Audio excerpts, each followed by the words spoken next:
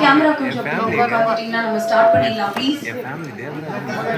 மாலை வணக்கம். இது அழகான மாலை பொழுதுல யோகிடா படத்தோட ட்ரெய்லர் அண்ட் ஆடியோ லான்ச்ல உங்க எல்லாரையும் சந்திக்கிறதுல ரொம்பவே மகிழ்ச்சி.